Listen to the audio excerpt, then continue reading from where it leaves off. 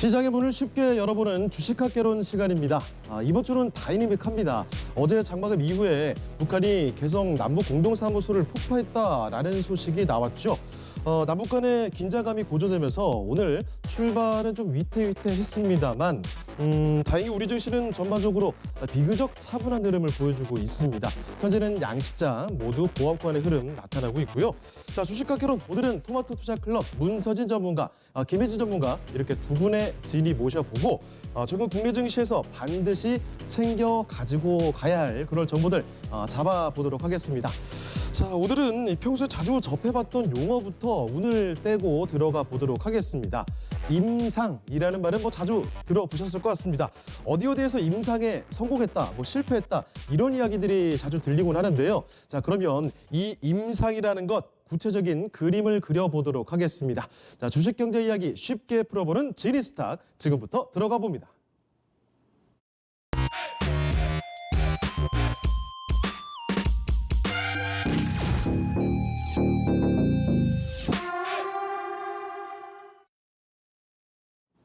네, 지니스타 전문가님 먼저 인사 나눠보도록 하겠습니다. 네, 전문가님 안녕하세요.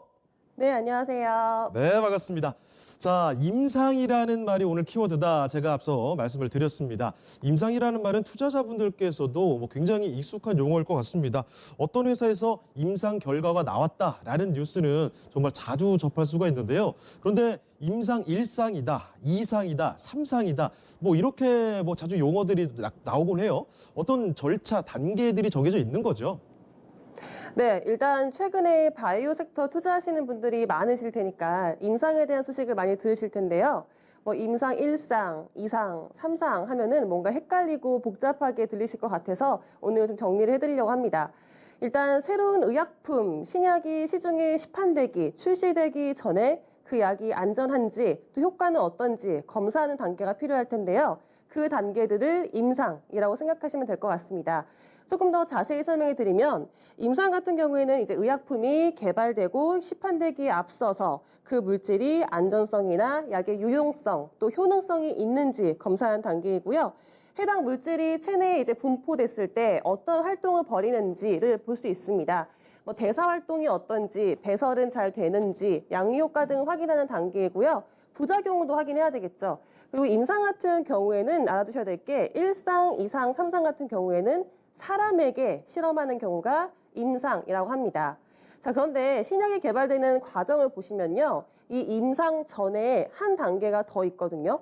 제가 신약이 개발되는 과정 그림을 준비했는데 본격적으로 개발 물질들을 이제 임상을 하겠다라고 했을 때 사람에게 임상 시험을 하기 전에 전임상 단계가 있습니다. 이 전임상은 비임상이라고도 하는데요. 이 전임상 단계에서는 사람에게 실험을 하기 전에 동물에게 실험을 하는 단계를 전임상이라고 합니다. 그럼 전임상에서 통과했다라는 것은 동물에게 안전성이나 약의 효능을 시험해 봤더니 괜찮더라라는 말이 될 수 있는데요. 자, 이렇게 전임상을 거쳐서 본격적으로 임상 시험에 들어가면 대표적으로 1상, 2상, 3상으로 나뉘게 됩니다. 제가 표를 하나 준비했는데요. 여러분들이 이제 임상을 1상, 2상, 3상이라고 생각을 하시면 보통 좀 단계별로 점차 까다로워지고 어렵다라고 생각하실 수 있는데 어느 일정 부분은 맞습니다만 이게 갈수록 어려워진다기보단요. 임상이 1상, 2상, 3상 각각 요구하는 목표가 다릅니다. 일단 임상 1상 같은 경우에는요. 약의 안전성만 목표치로 삼습니다. 약이 안전한지 인체에 섭취를 했을 때 독성이 없는지를 확인하는 단계가 1상인데요. 그래서 약이 효과가 있다라기보다는 이 약이 일단 독성은 없다. 사람의 사망률에 영향을 미치지 않고 안전하다라는 것만 밝혀지면 임상 1상은 통과가 됩니다. 임상 1상 같은 경우에는 일반인들을 대상으로 실험을 하고요. 20명에서 100명 정도로 소규모로 진행이 됩니다. 그리고 임상 1상 같은 경우에도 임상 통과됐다는 소식들 들으시면 A, B라는 용어가 있는데 1상과 2상에서 A, B 용어가 보이실 텐데요. 일단 1상의 A는 단일 용량 상승 시험입니다. 이 단일 용량은 그러니까 1회 한 번 어느 정도 용량치를 투여했을 때 신체의 반응이 어떤지 안전한지를 실험하는 테스트인데요. 이때 이제 용법을 살짝씩 올려가면서 최적의 용량을 찾는 방법입니다. 그다음에 1B 같은 경우에는 다중 용량 상승 시험인데요. 그러니까 한 번이 여러 번 반복됐을 때, 여러 번 반복했을 때 신체에 어떻게 안전하게 효과를 보이는지 확인하는 임상 시험입니다. 그러니까 1상 같은 경우에는 안전하기만 하면 일단 통과를 시켜주거든요. 그런 다음에 2상이 오면 본격적으로 그 약이 효과가 있는지 어떠한 효용성을 보이는지 검사를 합니다. 2상 같은 경우에서는 그 신약의 관련 질병 환자를 대상으로 임상시험이 진행이 됩니다. 규모는 100명에서 200명 정도로 실행이 되고요. 기간은 2년에서 4년 정도로 잡습니다. 그러니까 2상 같은 경우에는 이 약이 정말로 효능이 있는지를 밝혀내는 건데요. 가장 중요한 실험이 2상 실험이라고 생각하셔도 될 것 같아요. 일단은 3상을 가기 위한 전 단계인 2상이 중요할 텐데, 자, 2상도 A, B로 나뉘게 됩니다. EA 임상은요, 전기 2상 임상으로서 유효성을 임상하는 시험입니다. 이 유효성 같은 경우에는 이 약의 효과라고 생각하시면 될 것 같아요. 그래서 이 약이 어느 정도 신체에 복용을 했을 때 효과가 있는지 살짝씩 용법의 감을 잡아가는 단계가 EA 임상이라고 보시면 될 것 같은데요. 그러니까 초기의 전기에는 이 약이 어느 정도로 쓰였을 때 정확하게 먹히는지를 모르기 때문에 점점씩 용법을 높여가면서 효능을 찾는 거, 약의 효과를 검증하는 단계가 EA입니다. 자, 그런 다음에 EB, 후기 이상 임상 같은 경우에는 EA에서 밝혔던 용법들을 봤을 때, 이 정도가 최적이다. 최적의 용량을 찾아서 그 용량에 맞게 실험을 하는 것이 후기 이상인데요. 이때는 이제 최적의 용량을 찾아서 3상으로 가기 위한 단계를, 마치는 단계를 EB, 임상 실험이라고 보시면 될 것 같습니다. EA와 EB가 좀 비슷한 듯 보이지만 이렇게 좀 세분화된 이유는 용법 같은 경우에 뭐 사람의 부작용이나 또는 뭐 생명에도 지장을 미칠 수 있고요. 신체의 반응이 어떤지 미세하게 관찰을 해야 되기 때문에 EA 같은 경우에는 서서히 용법을 올렸다면 EB 같은 경우에는 그 중에서 최적의 용법을 찾아서 임상을 하는 과정이다라고 생각하시면 좋으실 것 같습니다. 자, 이렇게 2상이 끝난 다음에 3상 시험에 오게 되는 건데요. 이 3상 같은 경우에는 2상에서 어느 정도 이 약의 효능도 밝혀냈고 최적의 용법도 사용이 됐기 때문에 정말로 이 약이 대중적으로 쓰였을 때 문제가 없는지 유용성을 목표치로 삼는다고 생각하시면 좋으실 것 같습니다. 그래서 표본을 조금 더 넓히는데요. 2상에서는 100명에서 200명을 대상으로 했다면 3상 같은 경우에는 1000명에서 5000명으로 규모를 넓힙니다. 기간 같은 경우에도 3년에서 5년으로 좀 장기로 잡는 게 3상인데요. 그래서 총 1상에서 3상까지 오는 기간이 최장은 10년이 걸리는 신약도 있습니다. 3상이 통과가 되면 드디어 이제 신약 허가 신청이 되면서 시중에 이 신약이 시판될 수 있도록 하는 건데요. 여기 보이시면 4상도 보이실 거예요. 사실 이 4상 같은 경우에는 의무는 아닙니다. 각 기업별로 하는 기업도 있고 안 하는 기업도 있는데요. 일단 1상, 2상, 3상만 통과가 되면 시판 허가가 나오고 시판이 될 수 있지만 4상은 시판이 된 후에 추적 조사를 하는 거죠. 그러니까 기업들이 이 약에 대해서 뭐 신약의 근거를 더 명확히 해서 글로벌적으로 진출을 한다든지 이 약의 효능을 조금 더 밝혀내고 싶을 때 4상을 진행하기도 합니다. 저희가 바이오 섹터에 투자를 할 때는 일단 1상, 2상, 3상의 통과 테스트 과정을 보시면 도움이 되실 것 같습니다. 네, 1상, 2상, 3상 그리고 A, B 이렇게 나뉘게 됩니다. 그런데 여기서 1, 2, 3 올라갈수록 단순 난이도만 올라가고 이런 정도가 아니고요. 목적 자체가 다르다는 거죠. 1상에서는 안전한가 아닌가 이걸 위주로 따지게 되고요. 2상에서는 효과가 있는지를 따지게 됩니다. 3상에서는 조금 더 범위가 넓어지게 되는 거고요. 자, 이런 그 목적들을 정확히 체크를 하시면서 판단해 주시면 좋을 것 같습니다. 자, 그러다 전문가님 뉴스를 보다 보면 임상이 이게 성공할 거라 기대했는데 예상외로 실패했다 이런 경우도 상당히 많이 봤던 것 같습니다. 그만큼 성공 확률이 높지가 않다는 의미로 들리는데요. 단계별로 성공 확률은 어떻게 볼 수 있을까요? 네, 사실 그 미국 바이오협회에서 조사한 바에 따르면 신약 후보 물질을 발견을 한 다음에 바이오 기업이 신약의 임상에 실행을 했을 때 최초의 임상 1상서부터 시판 허가를 받기까지의 성공률이 9.6%에 불과했습니다. 10%가 채 안 되는 건데요. 10개의 기업 중에 1개의 기업만 임상 3상을 통과를 하고 시판 허가를 받아서 시중 시판이 되는 거죠. 이렇게 성공 확률이 높지 않기 때문에 임상에 대한 기대감이나 실망감이 있을 수 있는데요. 만약에 임상이 3상에서 실패했다라고 하면 다시 1상부터 하는 게 아니라 3상부터 재임상을 하면 됩니다. 제가 단계별로 임상의 성공 확률을 보여드릴 건데요. 아까도 말씀드렸지만 처음에 임상 1상에서 시판 허가까지 되기까지는 9.6%로 생각보다 좀 낮은 확률을 가지고 있죠. 보시면 임상 1상 같은 경우가 임상 단계, 3단계 중에서 가장 높은 성공률을 가지고 있습니다. 아무래도 임상 1상의 목표가 아까도 말씀드렸지만 안전성이기 때문에 인체에 무해하게만 하면 생명에 지장을 주지만 않기만 하면 임상을 통과시켜주기 때문에 임상 1상 같은 경우가 성공률이 높고요. 또 대기업 같은 경우에는 초창기인 임상 1상에 실패했을 때 굳이 이 부분을 알리지 않거든요. 그래서 확률적으로도 좀 높게 나오는 경향이 있습니다. 그다음 보시면 임상 2상 같은 경우가 30.7%로 임상 단계 중에서 성공률이 가장 낮습니다. 이게 이제 임상 2상의 목표치가 효능이라고 말씀드렸잖아요. 이제 본격적으로 이 약이 효능이 있는지를 밝혀내는 게 임상 2상인데 그래서 이 부분 같은 경우가 성공률이 낮고요. 임상 2상이 좀 중요할 수 있는 부분이 임상 2상이 효능을 밝혀내고 만약 이 부분에 실패했을 때 이 바이오 기업이 더 이상 이 신약에 대해서 임상을 끌고 나갈지 아니면 여기서 중도 포기할지 결정하는 단계가 임상 2상일 텐데요. 왜냐하면 제가 보여드릴 표가 있는데 임상 3상 같은 경우가 이 비용이나 시간적으로 임상 단계 중에서 가장 많이 소요가 되는 임상 단계거든요.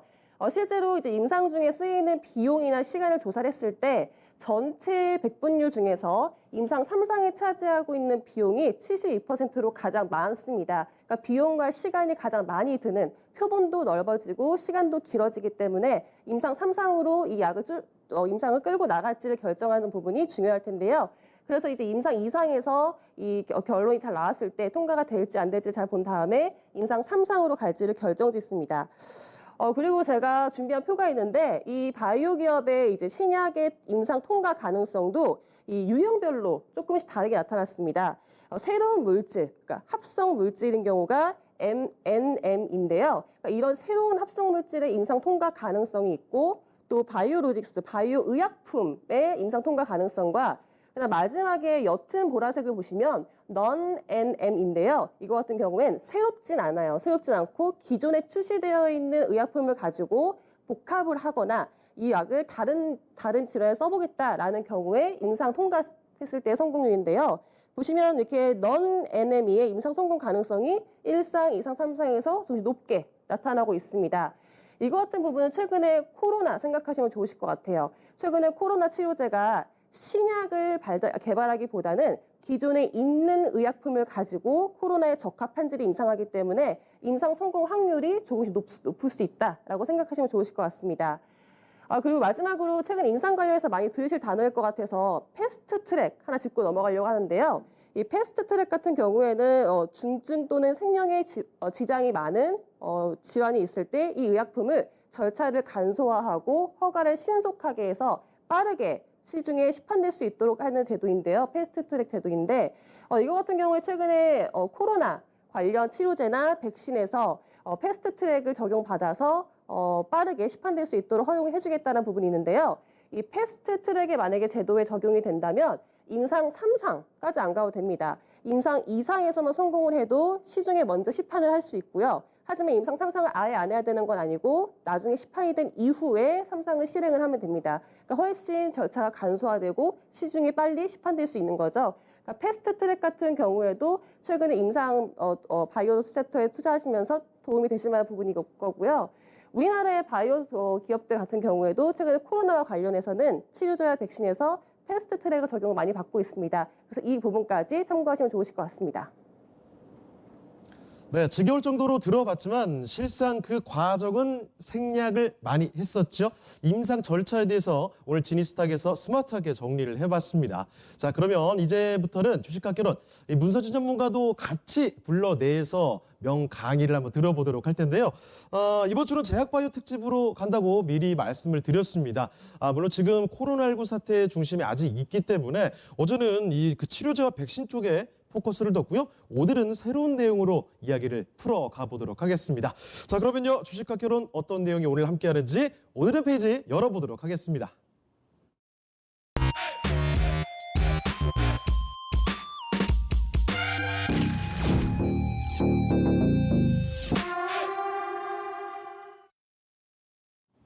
네, 오늘의 중심 키워드는요. 미리 좀 말씀드리죠. 면역 항암제로 풀어드리겠습니다.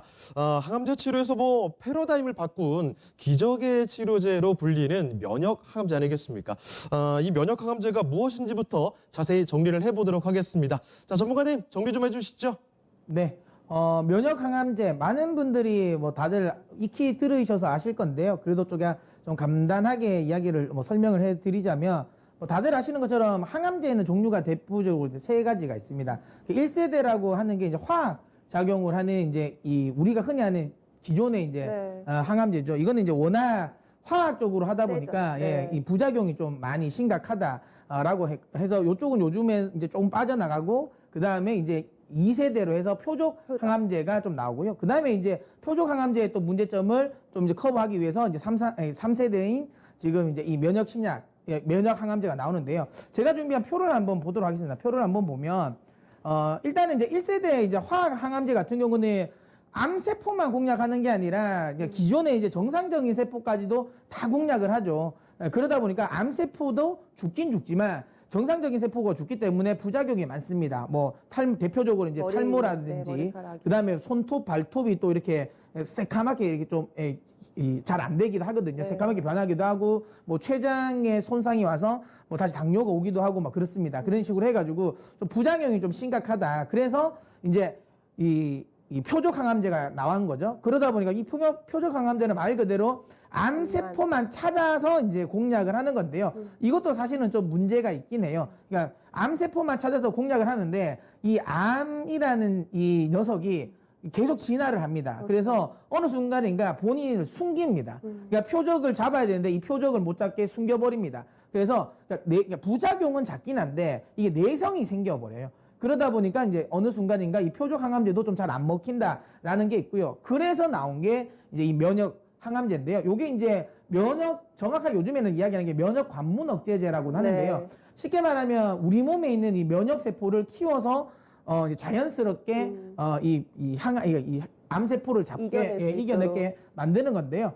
결국 그러다 보니까 이 표적 항암제 같은 경우는 말 그대로 표적이잖아요. 그래서 암마다 기전이 다 다르거든요. 그래서 이 표적 항암제 같은 경우는 그 암마다 종류별로 다 따로 만들어야 되는데 이 면역 항암제 같은 경우는 우리 몸의 면역력을 키우는 거기 때문에 이 기전 자체가 상대적으로 좀 많이 좀 넓습니다. 그러니까 네. 하나만 만들면 이제 암종에 상관없이 다 적용할 수 있다라는 거고요. 그 다음에 이제 지금 이 보시는 게 그러면 이게 면역 항암제가 어떻게 그러면 이제 이 암을 잡냐 네. 요건데요. 보시는 것처럼 우리 몸에 있는 이 T세포죠. 면역세포가 이렇게 암을 이렇게 감지를 합니다. 이렇게 감지를 하면 여기 PD-1 수용체라는 게 있어요. 요게 이제 암에게 이렇게 이게 잡는 거죠. 이게 암인지 아닌지 알려고 하는 거예요. 쉽게 말하면 안테나라고 생각하시면 됩니다. 이 안테나를 가지고 쭉 가는데 이 암세포라는 친구도 굉장히 이제 똑똑합니다. 네. 그래서 이걸 교란하는 또 세포를 만들어냅니다. 이게 PDL1 그러니까 단백질인데요. 물론 이게 PDL1뿐만 아니라 다른 것도 여러 가지가 있어요. 근데 이런 식으로 이 단백질을 냅니다. 이게 교란을 하는 거예요. 그래서 요거를 여기에 결합시키면 이 안테나가 이걸 암으로 인지를 못하는 겁니다. 그래서 면역세포가 활동을 못하는 거죠. 그래서 이제 여기 조금 더 화면을 조금 더 다시 줄여주실래요? 예. 그래서 이거를 이제 요거를 막기 위해서 이제 면역 관문 억제제라는 건 이거죠. 여기에서 요 면역 항암제가 항체를 이렇게 만들어서 여기에 구멍을 막아버리는 겁니다. 요렇게 들어가면 이게 들어올 수 없게. 그렇죠. 암을 속일 수 없게, 암이 속이지 못하게 요런 식으로 해서 만들어버리니까 그래서 이제 제대로 이제 암을 인식을 하고 우리 몸의 면역세포가 이 암을 잡아먹게 하는 요 부분을 이제 이 기전이라고 보시면 돼요. 요렇게 작용이 된다라고 보시면 됩니다. 네, 1세대, 2세대와 비교를 통해서 3세대의 항암제죠. 이 면역 항암제에 대한 이야기를 좀 정리를 해봤습니다. 자, 그런데 우리가 또 이 투자를 해야 되기 때문에 정확한 가치 평가도 참 중요할 것 같거든요. 전문가님, 그러면 면역 항암제 쪽의 시장 규모는 어떻습니까? 일단 이제 대표적으로 이제 면역 항암제로 미 FDA 승인을 받은 이제 제품은 지금 현재 7개가 있습니다. 7개가 있는데요. 한번 표를 한번 볼까요? 근데 그 중에서 지금 현재 시장에서 가장 많이 쓰이는 게 지금 2가지거든요. 네, 2가지인데 여기가 이제 총 규모가 한 2025년까지 530억 달러로 성장할 거다라고 보는데요. 요 다음 이제 표를 하나 보여주실까요? 이렇게 쭉 보면 지금 현재 시장에서 면역 항암제 중에 가장 이제 이 효용이 있고 기대감을 가지는 게 키트루다, 그 다음에 옵디보라는 요 제품인데요. 보시면 아시겠지만 적응증이 지금 키트루다 같은 경우는 지금 23가지 암에 적용이 되고요. 옵디보 같은 경우는 11가지 암에 지금 적용이 됩니다. 근데 키트루다 같은 경우는 일단은 조금 더 키트루다 쪽에 앞서 나가고 있는 건 아스트라제네카 쪽이 조금 더 많이 앞서고 있더라고요. 이쪽 관련해서 어쨌든 많이 하고 그 다음에 MSD 이쪽에서 지금 계속 좀 투자를 많이 하다 보니까 그쪽 관련해가지고 이제 매출이 있는 회사들이 좀 지금 주목을 받을 만한데요. 특히 근데 이 면역 항암제 같은 경우가 단순히 면역 항암제만 쓰는 것보다는 병용, 다른 이제 항암제와 병용을 했을 때 효과가 지금 높다라는 이제 학회가 계속 나오다 보니까 요즘에는 병용용법과 관련된 부분에 좀 관심을 많이 가집니다. 임상도 그렇게 진행을 하고 맞습니다. 있죠. 근데 이게 왜 그러냐면 앞서도 이야기된 것처럼 암은 계속 진화를 하거든요. 그래서 해보니까 자꾸만 잡아먹히는 거예요. 그래서 이것까지도 쉽게 말하면 이 관문 억제제까지도 속일 수 있는 걸 만들어내는 거죠. 그래서 다른 물질들도 병행용도로 많이 나오다 보니까 아무래도 이게 쉽게 말하면 이 적용점이 좀 낮아지죠. 요 부분을 좀 높이는 게 병용용법이라 보시면 되고요. 그래서 요쪽 관련 부분에 좀 시장이 커졌고 그렇기 때문에 우리나라는 대표적으로 이 면역 항암제 자체 관문 억제제를 생산하는 것보다는 병용 제제 관련 부분에 종목들이 굉장히 많습니다. 그쪽 관련 부분에 좀 관심을 가지면 될 거라고 생각해서 저희는 그쪽에 좀 관심을 가져야 봐야 될 거라고 봅니다. 야, 2025년 기준이라고 하지만 주력 제품 2개 제품에서 530억 달러다. 그러니까 이 수십조 규모로 이야기가 들리는 거 보니까 시장 규모는 보통이 아닌 것 같습니다. 거기다가 다른 항암제와 병용까지 기대가 된다는 점 기억을 해둘 필요가 있을 것 같은데요. 자, 그렇다면 면역 항암제 이야기 좀 정리를 간단하게 해봤고요.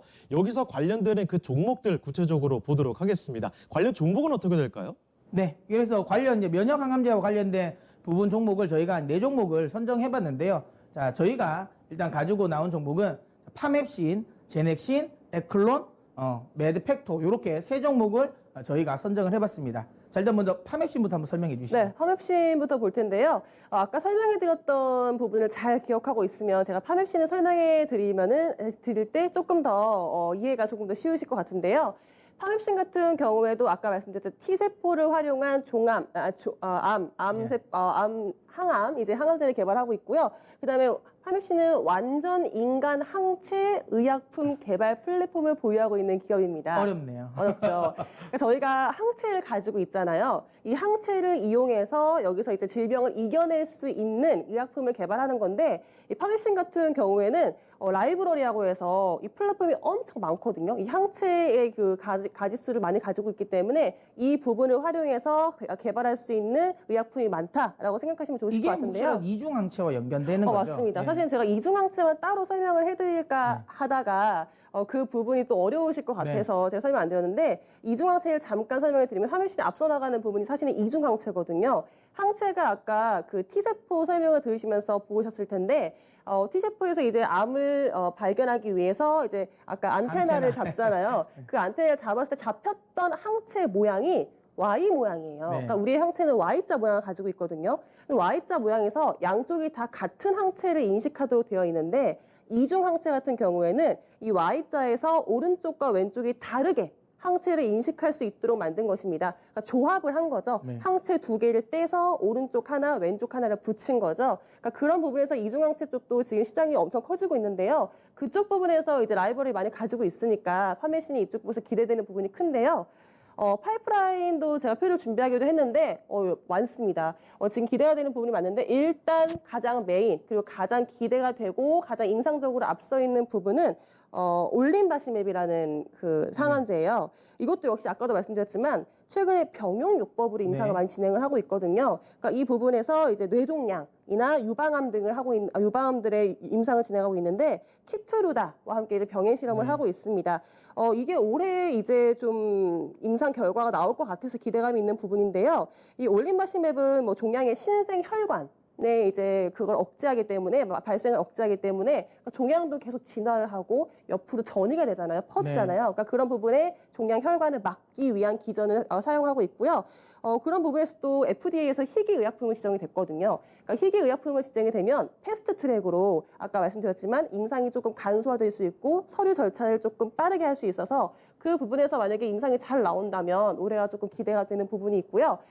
그 다음에 제가 이제 또 다른 이 부분이 이제 제가 지금 신생 혈관을 이제 이렇게 전이가 되고 혈관이 무너지고 옆으로 퍼지는 것을 막기 위해서 혈관을 단단하게 해주기 위한 이런 기전을 가지고 있는 게 지금 올림바시맵이고요.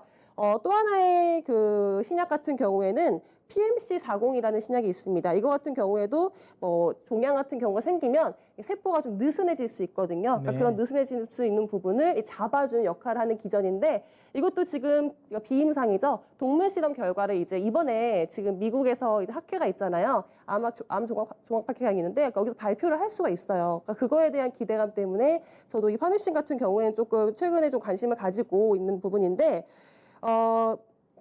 이게 일단 지금 주가를 보시면 최근에 상승했었는데 그 전까지는 좀 임상이 좀 늦어지고 결과 발표가 늦어져서 좀 지지부진했습니다. 근데 최근에 이제 이런 올해 임상 결과 발표 기대감이 있기 때문에 상승을 해주고 있는 부분이 있고요. 그다음 최근에 무상증자 있잖아요. 네, 최근에 바이오 기업들이 무상증자 많이 하고 있거든요. 사실 무상증자가 기업에 투자할 때는 호재일 수가 있는 부분이어서 그런 부분 상승을 많이 해주고 있는데 제가 파미신의 점수를 매겨야 하니까 파미신도 좀 주의 깊게 보고 있는 기업인데 근데 이 무상증자가 사실은 뭐랄까요? 배당을 받으려고 하는 그렇죠. 거죠. 배당에 대한 기대감이 높은 거죠. 네, 있는데 바이오 기업 같은 경우에는 그렇죠. 배당에 대한 기대감까지는 있지는 않아서 그러니까 그런 부분에서는 무상증자의 호재는 있지만 그런 부분이 살짝 깎이기 때문에 점수는 8점 정도 줄까 합니다. 네, 다음 이제 제넥신을 한번 보도록 하겠습니다. 사실 뭐 제넥신은 많은 분들이 요즘에 좀 핫한 건 코로나 때문에 그렇죠. 좀 핫하긴 한데요. 대표적으로 이 제넥신 같은 경우도 이제 면역 신약 관련해 가지고 이제 병용요법으로 많이 나오는 거고요. 일단 이제 AACR 쪽에서 학회에서 이야기했던 자궁경부암 관련 부분을 이 키트루다와 병용을 했어요. 근데 이게 유용성이 지금 입증이 됐습니다. 그래서 이게 이제 GX188인데 요게 지금 유용성이 입증됐는데 표 하나 보시면 그러니까 그냥 단순히 키트루다를 적용했을 때 이게 이제 약효가 나오는 게 예를 들면 14%라고 보면 이걸 병용을 했을 때가 45%까지 더 올라가는 거죠. 그렇게 해서 이거 병용 투여했을 때 분명히 이게 좀 효과가 있겠구나라는 게 지금 이제 나온 거고요. 그러니까 이 병용용법은 중요한 건 이겁니다. 그러니까 그만큼 이제 효율이 더 높고 그다음에 적용이 더 잘 된다. 소위 말하면 쉽게 말하면 약발이 더 잘 받아야 되거든요. 얼마나 잘 받냐가 그렇죠. 중요한 겁니다. 근데 사실은 이거는 경쟁사들이 굉장히 많아요. 그러니까 경쟁사 대비 얼마나 유용성이 있냐라는 건데 지금 이번에 이 자궁경부암용으로 나온 거는 경쟁사 대비 경쟁력이 있습니다. 그렇기 때문에 이 키트루다 쪽은 지금 현재 좀 기대감을 가질 수 있다. 자궁경부암 쪽은 좀 기대감을 가질 수 있다라는 거고요. 그 다음에 이제 유방암 관련해가지고 이게 이제 하이루틴을 또 통해가지고 지금 병용을 하는 거거든요. 그래서 이제 키트루다, 맨 똑같습니다. 키트루다 쪽인데 요거는 조금 아직까지는 좀 막 유의미한 유용성은 아직은 아니에요. 그러니까 경쟁사 대비해서 이게 유용성이 더 있는지 없는지는 조금은 더 확인을 해볼 필요는 있어요. 근데 확실하게 아까 보신 것처럼 자궁경부암 관련 쪽은 확실하게 좀 이 표로 나왔거든요. 데이터로 나왔기 때문에 이쪽에 대한 기대감이 있고요. 그 다음에 이제 뭐 제넥신과 아까 이야기 드렸지만 이거 백신이죠. 그렇죠. 그러니까 GX19를 지금 개발을 하고 있는데 성공할지 성공 안 할지는 모르겠어요. 모르는데 저는 개인적으로 코로나 관련해가지고는 뭐 진단키트, 치료제, 백신 이렇게 있잖아요. 근데 그 중에서 가장 제가 보기에는 큰 시장이라고 볼 수 있는 건 백신이거든요. 그러니까 치료제라는 거는 백신이 나와버리면 치료제가 아무래도 수요가 감소할 수밖에 없어요. 지금 당장에는 백신이 나오기 전에는 당연히 치료제 쪽이 더 이거겠지 커질 수 있지만 결국에는 백신이 나오고 나면 치료제 시장은 좀 죽거든요. 그렇기 때문에 일단 백신이 좀 나오는 게 중요하다. 그래서 백신에 대한 모멘텀이 더 크기 때문에 이쪽도 저는 좀 점수를 줄 만하다 생각합니다. 다만 최근에 급등락을 또 많이 하잖아요. 이 바이오라는 게 원래 급등락을 많이 하다니까 저는 좀 변동성을 그렇게 좋아하진 않거든요. 그렇기 때문에 제가 드린 점수는 8점을 드리도록 하겠습니다. 네, 그다음으로 제가 이제 앱클론을 볼 텐데요. 앱클론 같은 경우에도 이제 항체 기반의 치료제를 만들고 있고 이제 면역 세포를 활용해서 항암제를 만들고 있는데 앱클론은 사실 뭐 창립된 지 얼마 되지는 않았어요. 2010년에 이제 한국과 스웨덴의 항체 전문가 그룹이 설립한 기업인데요. 이런 앱클론이 항체도 항체지만 작년부터 이제 그 칼티 네. 세포 치료제라고 해서 이렇게 T 세포를 이용한 이제 면역 항암제를 만들기 시작한 거죠. 논문이 아니고 엄청나게 많이 냈더라고요. 네, 열심히 하고 있는 바이오 기업이라고 네. 생각하시면 될 것 같아요. 아무래도 생긴 지 얼마 안 됐지만 그만큼 의욕적이다라고 하면 될 것 같은데 제가 그만큼 앱클론의 자료도 많이 보여드릴 텐데요. 그러니까 앱클론 같은 경우에는 작년 말부터 이 칼티 치료제를 시작했는데 아까 맨 처음에 보여드렸잖아요. 그러니까 T 세포가 우리 몸 안에 있거든요. 그러니까 우리 몸 안에 있는 세포를 꺼내서 거기에 이제 항암제의 용법을 투여해서 다시 우리 몸에 투여시키는 거기 때문에 아무래도 항암로서 약물로서는 좀 안전하다. 그러니까 우리 몸에 있는 세포를 이용하기 때문에 안전하다 보시면 될 것 같고요. 그러니까 지금 보여드리는 그림이 그 칼티 세포 치료제의 이제 기전이에요. 그러니까 우리 몸에서 꺼내서 삽입을 한 후에 제작하고 배양을 해서 다시 우리 몸에 넣은 다음에 암세포를 공격하는 거기 때문에 이게 영화에도 좀 있어요. 레지던트 이블이라는 영화에 보면 네. 거기에 그 치료제가 T 치료제인데 이런 방식으로 만들거든요. 네, 그래서 저도 깜짝 놀랐어요. 앞서 나갔네요. 그래서 T세포를 이용한 건데요. 사실 이 T세포 같은 경우에도 지금 기대감이 크다고 하는데 현재 왜 기대감이 크냐면 그 전에 세포가 B세포라는 게 있거든요. 그러니까 이 B세포 치료제가 시장이 크기 때문에 현재 이제 그 T세포가 기대가 되는 부분인데요. 이 B세포 치료제 같은 경우도 면역세포예요. 우리 몸 안에 있는 면역세포인데 이게 처음에 나왔을 때 이제 혁신적인 치료제다라고 해가지고 시장에서 부각을 받았는데 현재는 뭐 에스카다나 킴리아가 거의 독점을 하고 있는 상황입니다. 왼쪽 표를 보시면 될 것 같아요. 그러니까 이 B세포 같은 경우에는 임상 이상만 성공을 해도 조기 출시할 수 있도록 했거든요. 그러니까 면역을 이용해서 항암을 할 수 있는 게 부분이. 근데 T세포가 B세포보다 더 똑똑해요. 그러니까 T세포가 기억을 해서 B세포에 대해 알려주거든요. 아, 내가 이런 면역이 있었어. 이런 애를 내가 잡았었어. 라고 알려주는 거기 때문에 그러니까 B세포가 이 정도의 시장 규모를 가지고 있다면 더 똑똑한 T세포의 시장이 더 커질 수 있다라고 생각하시면 좋으실 것 같고요. 그래서 오른쪽에 보시는 표가 이제 칼티 치료제의 폭발적인 성장성이 보인다라고 해서 매년 거의 뭐 53.9%의 성장률을 보일 것이라고 하고 있고요. 그 다음 보여드릴 표가 사실 이게 앱클론에 지금 가지고 있는 그 파이프라인의 지금 임상 결과인데요. 의욕적이에요. 의욕적인데 사실 제가 앱클론 잠시 후에 이제 점수도 주겠지만 속도가 다른 바이오 기업에 비해서 빠르지는 않아요. 그러니까 네. 지금 조금 더 안전하게 하기 위해서 노력하고 있어서 맞네요. 보시면 이게 이 라인이 전부 다 이제 이상 넘어가는 게 거의 없네요. 네, 아, 맞아요. 일상 쪽이 부분이 가장 많네요. 네, 현재 이제 비임상을 진행하고 네. 있는 과정이 많거든요. 그러니까 아까 설명드렸던 비임상 같은 경우에 동물 실험을 지금 하는 중인데 이쪽에서 지금 안전성을 하고 있는 부분이고요. 물론 이제 뭐 지금 웹클론이 가지고 있는 부분은 좀 차별화를 두겠다라는 거예요. 그러니까 내가 이렇게 신중하게 천천히 하지만 다양하게 만들어 보겠다라는 부분이 있고요. 올해 안에는 좀 임상 1사까지 다 거쳐서 점점 더 이제 2상, 3상으로 갈 건데 또 이게 암 같은 경우에도 고형암이라고 해서 점점 더 확대를 시키겠다라고 하는 부분이 앱클론의 지금 목표거든요. 그래서 올해에는 뭐 림프종, 백혈병 같은 거에 임상을 실행하고 그다음에 췌장암, 대장암까지 임상도 실행하겠다라고 하고 있으니까요. 그 부분에 대한 기대감도 있는 것 같고요. 마지막으로 코로나, 역시 코로나입니다.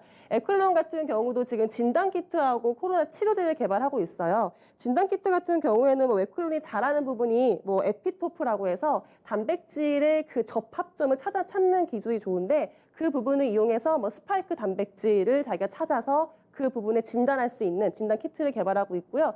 치료제 역시도 이제 항체 치료제를 개발하고 있는데 뭐 이거에 대해서도 반응이 좋다면 뭐 아무튼 코로나 같은 경우에 지금은 항상 바이오 기업의 중심에 있는 부분이니까요. 그 부분에 대한 기대감도 있는 것 같아요. 앱클론 점수를 주면 제가 일단 의욕적인 기업이긴 한데 일단 그 임상 과정에서 조금 지켜봐야 될 부분이 있는 것 같아서 저 점수는 8점 주겠습니다. 네, 저 마지막 종목 매드팩토라고 매드팩토 한번 설명드려 보도록 하겠습니다. 테라제네텍스에서 이제 분사해서 나온 그렇죠. 회사라고 보시면 되고요. 결국에는 이것도 뭐 계속 제가 앞서 이야기 드린 것처럼 이제 면역 신약과 관련된 면역 항암제와 관련해 가지고 이제 병용용법 관련 부분인데요. 지금 뭐 우리가 암이 단순히 요걸 막는 거, 교란하는 거 중에 아까 방금 얘기했던 PD-L1이 있는데요. 네. PD-L1뿐만 아니라 여기 보면 TGF 베타라는 것도 있어요. 그러니까 이것도 이제 나오는데 요 이제 이 매드팩토 같은 경우는 요거를 이제 없애는 요거를 소위 말하면 이제 무력화시키는 이 제품을 만든다라고 보시면 되고요. 결국에는 이제 여러 이제 항암제랑 지금 이제 병용요법으로 임상이 진행되고 있습니다. 저는 이제 개인적으로 이쪽에서 좀 마음에 들었던 건 기존의 거가 좀 다른 거를 이용한다라는 거랑 그 다음에 다양한 파이프라인을 보유하고 네, 있다라는 거잖아요. 중요하죠. 한번 표를 한번 보시면 굉장히 많은 파이프라인을 지금 보유하고 있거든요. 네. 굉장히 많은 파이프라인을 보유하고 있고 아까 저희가 김혜진 전문가 설명했던 뭐 에클론보다도 보시는 것처럼 조금 더 빨라요. 네, 빠르네요. 인생의 진행이 조금 더 빠릅니다. 그래서 뭐 라이세스 아웃과 관련된 기대감도 상대적으로 좀 높다라고 보시면 되고요. 여기 보시면 이제 키투루다 쪽이죠. 키투루다와 네. 관련돼 가지고 같이 하고 있고요. 그 다음에 어쨌든 글로벌적으로 좀 이제 암 중에 좀 많이 있는 암이 대장암과 위암이거든요. 맞아요. 그쪽에 지금 병용 관련을 하고 있다라는 거고 시장 규모가 암 중에서도 가장 큰 시장이고 그 다음에 폐암인데 폐암 관련 쪽도 지금 같이 진행을 시키고 있다라고 보시면 됩니다. 그래서 이쪽 관련 다양한 파이프라인 그 다음에 아까도 얘기했지만 기존의 거하고 좀 다른 또 이제 병용 관련 쪽이라서 저는 좀 관심을 가져볼 만하다 생각해서 매드팩토를 가지고 났고요. 다만 매드팩토 같은 경우는 상장한 지가 얼마 안 됐어요. 네. 그래가지고 좀 주가를 논하기가 좀 어렵고 그 다음에 변동성도 클 것 같아서 제가 드린 점수는 또 8점을 드리도록 하겠습니다. 네, 이렇게 면역항암제 관련된 종목들을 찾아봤습니다. 파맵신부터 제넥신, 또 앱클론, 매드팩토까지 4가지 종목들이었는데요. 오늘 공교롭게도 이 점수들이 다 동일합니다. 8점으로 4종목 다 동일한 점수를 받게 됐습니다. 자, 그래서 이 탑픽이 누가 될지 더 궁금해지는데요. 자, 탑픽 종목도 잡아주실까요? 네, 저희가 선정한 탑픽은 제넥신입니다. 아무래도 이제 시총 사이즈도 사이즈고 그다음에 나왔던 앞서 이야기했던 임상 과정도 좀 많이 좀 앞서 나가 있고 그리고 지금 현재 시점에서 코로나 또 백신과 관련된 그렇죠. 모멘트 저희가 이야기했던 진단 키트 치료제보다는 백신의 모멘텀이 저는 더 강하다고 보기 때문에 그쪽 관련 부분에서 모멘텀을 줘서 저는 제넥신을 저희가 탑픽으로 선정했고요. 가격 전략은 목표가는 10만 원 정도로 설정하면 충분하지 않을까라는 생각에 목표가는 10만 원을 설정해드리고요. 손절 라인 7만 원을 설정해드리겠습니다. 오늘 같은 경우도 지금 바이오 관련 종목들이 좀 조정을 보이잖아요. 네. 이런 조정을 이용해서 저는 분할 매수한다면 충분히 기회가 있지 않을까 생각합니다. 네, 오늘의 탑픽 종목은 바로 제넥신이었고요. 제약바이오 특집 그 2번째 시간, 오늘은 면역항암제에 대해서 면밀하게 정리를 해드렸습니다. 참고가 되셨길 바랍니다. 자, 그러면 주식학개론 벌써 인사드릴 시간이 다가왔습니다. 지금 조금 전에 확인해보니까 이 코스피와 코스닥 모두 파란불이 들어와 있는 상황인데요. 남은 시간 아무쪼록 신중하게 대응해 나가시길 바랍니다. 지금까지 다양한 투자 판단에 대한 도움 말씀드렸습니다. 하지만 특정 종목의 상승과 하락을 보장하지는 않는다는 점 명심을 해주시고요. 그럼 저희는 내일 이 시간에 다시 뵙겠습니다. 고맙습니다.